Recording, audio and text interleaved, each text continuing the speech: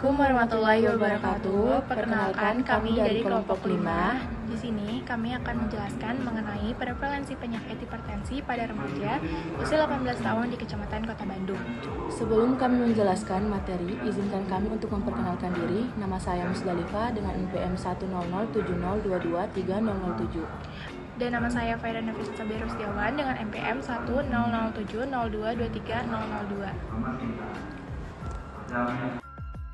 Aplikasi yang digunakan dalam penugasan praktikum teknologi informasi ini, yang pertama, CapCut yang akan digunakan untuk pendukung dalam mengedit video. Yang kedua, PowerPoint digunakan pada saat mempresentasikan makalah.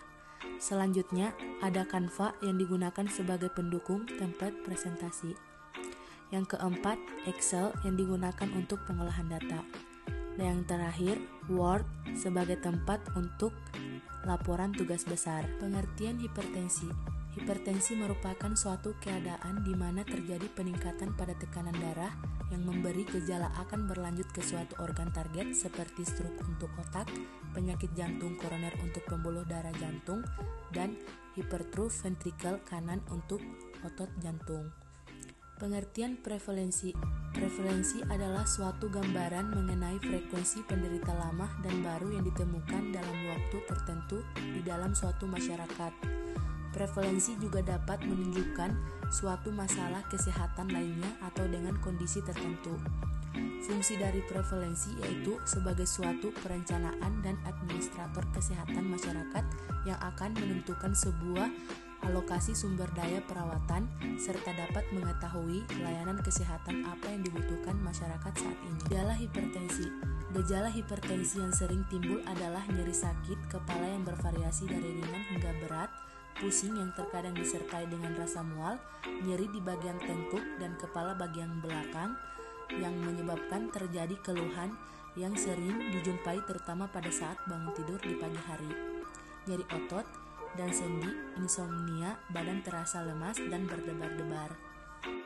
Penyebab remaja mengalami hipertensi. Pada remaja dikatakan menderita hipertensi bila tekanan darah sistolik atau tekanan darah diastolik persentil 95 mm raksa.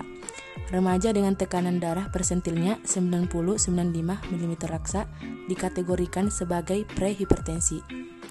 Prehipertensi perlu diperhatikan sebagai tolak ukur peningkatan risiko hipertensi pada remaja dan berhubungan dengan terjadinya penyakit bahkan komplikasi pada saat dewasa, khususnya di usia dewasa muda 20 atau 40 tahun. Hipertensi esensial. Hipertensi esensial merupakan hipertensi yang penyebabnya tidak diketahui.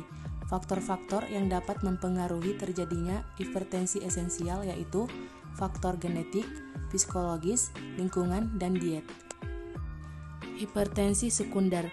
Hipertensi yang diketahui penyebabnya ada beberapa faktor yang berhubungan dengan hipertensi sekunder, antara lain penyakit ginjal, gen A, gagal ginjal, gangguan pada pembuluh darah ginjal, kontrasepsi oral, kehamilan, kelainan hormonal, stres berat, tumor otak.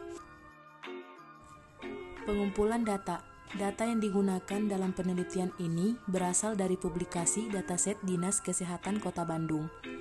Khususnya, data mengenai data pengukuran tekanan darah berdasarkan data yang diperoleh dari data Dinas Kesehatan Kota Bandung pada tahun 2018. Dilakukan pengolahan data menggunakan aplikasi software yaitu Microsoft Excel. Pengolahan data ini digunakan beberapa rumus Excel untuk mencari suatu nilai yang rencananya akan dicari. Kita menggunakan Excel untuk mencari total rata-rata nilai tertinggi dan nilai terendah. Analisis. Berdasarkan hasil pengolahan data menunjukkan bahwa penyakit hipertensi yang diderita remaja usia 18 tahun di Kecamatan Kota Bandung diketahui terdapat sebanyak 47.459 jiwa.